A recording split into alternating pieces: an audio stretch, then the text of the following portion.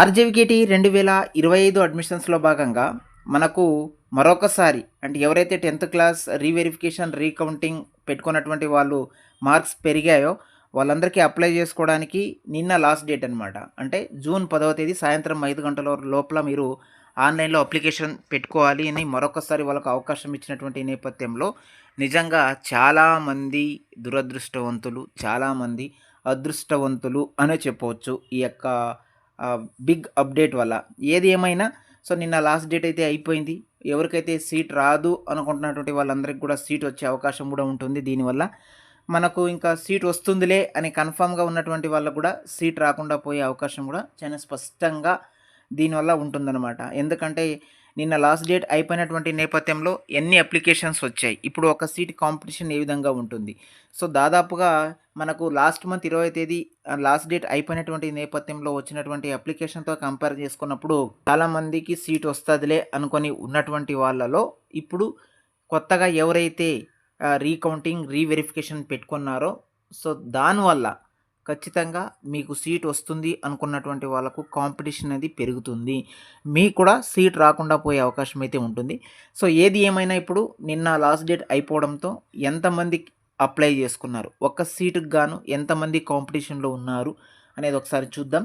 ఆర్జీవికేటీ ప్రవేశాలకు 50,541 దరఖాస్తులు వచ్చినట్టు మనకు తెలుస్తోంది. సో రాష్ట్రంలోని 4 త్రిబుల్ ఐటీలో 2025-26 ప్రవేశాల్లో భాగంగా ఈ నెల 10వ తేదీ గడువు ముగిసే సమయానికి 50,541 దరఖాస్తులు వచ్చినట్టు ఆర్జీవికేటీ రిజిస్టర్ అయితే నిన్న మనకు మంగళవారం తెలపడం జరిగింది. గత నెల 20తో దరఖాస్తు గడువు ముగిసినప్పటికీ ప్రభుత్వం ఆదేశాల మేరకు జూన్ 10 వరకు గడువు పొడిగించారు. గతంలో వచ్చిన వాటికి అదనంగా 1,340 దరఖాస్తులు వచ్చినట్టు ఆయన తెలపడం జరిగింది. అభ్యర్థుల ఎంపిక జాబితాను ఈ నెల 20లోగా విడుదల చేస్తామని కూడా పేర్కొన్నారు. సో ఏది ఏమైనా ఒక్కొక్క సీటుకు గాను ఇక్కడ 12 మంది దాకా పోటీలో ఉన్నారు. 50,541 అప్లికేషన్ అంటే మొన్న లాస్ట్ డేట్ ముగిసినటువంటి నేపథ్యంలో అంటే లాస్ట్ మంత్ 20వ తేదీ మనకు లాస్ట్ డేట్ కదండి. సో ముగిసినటువంటి నేపథ్యంలో అప్పుడు ఉన్నటువంటి దరఖాస్తుల కన్నా ప్రస్తుతం 1,340 దరఖాస్తులు అదనంగా వచ్చాయి. ఇందులో 1,340 దరఖాస్తులో కూడా ఎవరు కూడా ఆషామాఫీ స్కోర్లో ఎవరు లేదండి. ఖచ్చితంగా అందరూ కూడా రీవెరిఫికేషన్, రీకౌంటింగ్ పెట్టుకున్న తర్వాత స్కోర్లు అనేవి చాలా పెరిగాయి వాళ్ళందరికీ కూడా. మీరు పత్రికల్లో చూశారు, వైరల్ అయినటువంటి న్యూస్ కూడా 23తో ఫెయిల్ చేసినటువంటి వాళ్ళకు 85, 87 మార్కులు వచ్చాయి రీకౌంటింగ్ పెట్టుకున్న తర్వాత. కాబట్టి వీళ్ళందరూ కూడా 585 ప్లస్లోనే ఉంటారు స్కోర్లో. కాబట్టి కాంపిటీషన్ అనేది కూడా ఎక్కువగానే ఉంది. ఏది ఏమైనా ఈ నెల 20వ తేదీ లోపలే మనకు మెరిట్ జాబితా కూడా రిలీజ్ చేయబోతున్నారు. తర్వాత డాక్యుమెంట్ వెరిఫికేషన్ డేట్స్ కూడా అనౌన్స్మెంట్ అయితే చేయబోతున్నారు.